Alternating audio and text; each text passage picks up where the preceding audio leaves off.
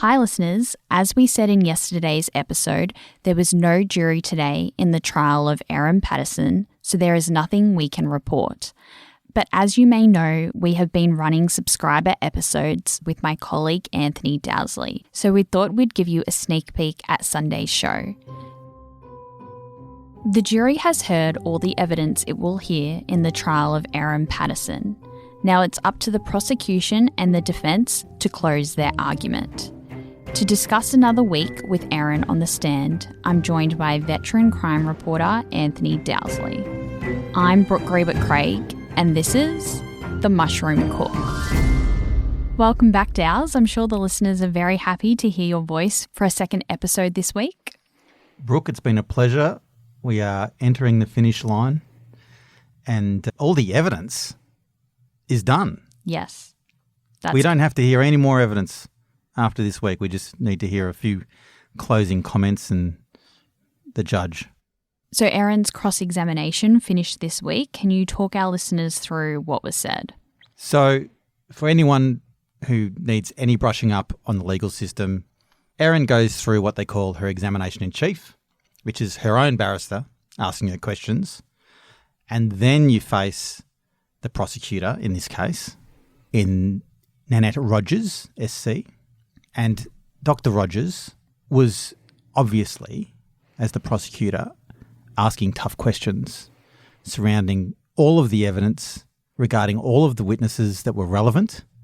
And during the cross-examination, it became a little bit like Erin Patterson versus the testimony of other witnesses, including her son's testimony on one or 2 points.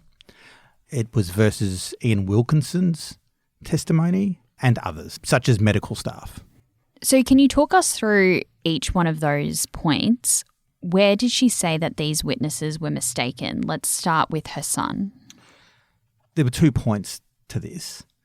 Her son had given a record of interview with police in the weeks after July 29, 2023. So it was in August.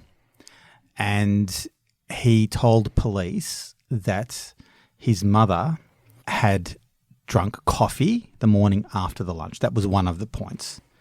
Now, Erin Patterson says she had diarrhoea on that day. And diarrhoea has become a large part of this case. It has been mentioned probably more than any other case in living memory. So Erin Patterson says, no, I didn't drink coffee that morning. I drank herbal tea.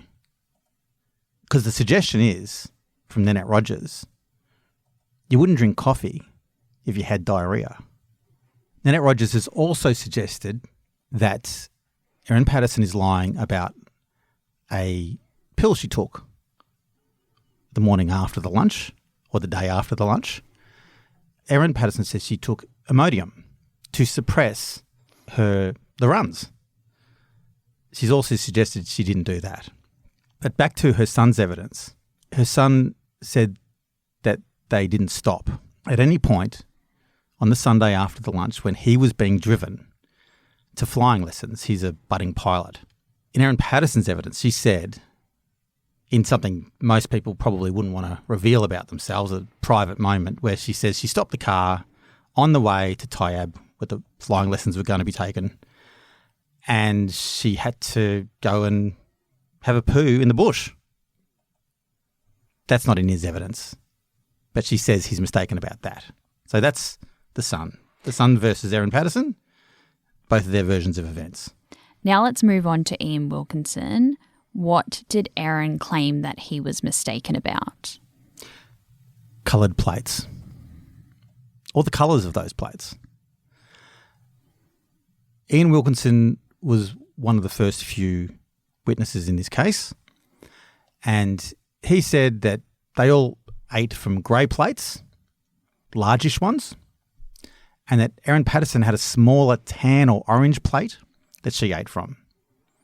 Now, Erin Patterson says no, Ian Wilkinson is incorrect, that she had different coloured plates, but they were red and black, and she had some white ones, and disputed this sort of more simplistic grey or tan plate scenario. So that's the second person she said was incorrect in their evidence.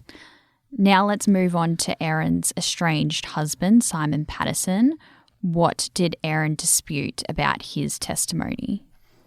So there is a version of events that Erin Patterson has discussed in her testimony, and that is about a interaction over the dehydrator that she bought the year of the lunch.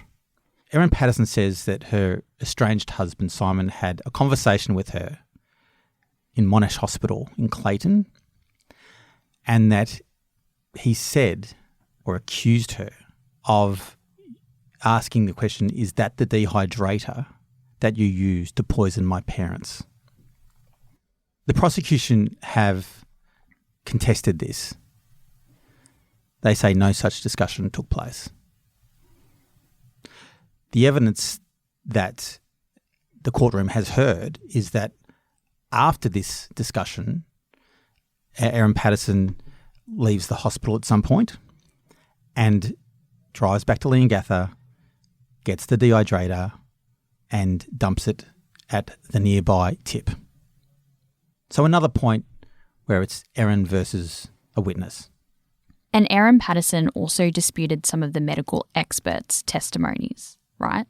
So we heard from doctors and nurses during this trial, and one of the points that was raised was that the medical experts say they told Erin Patterson that her life was at risk when she turned up at Leongatha Hospital on the Monday after the lunch. Erin Patterson says, no, I wasn't told that. So it's another point of evidence where there's a dispute about the versions of events that they are recalling.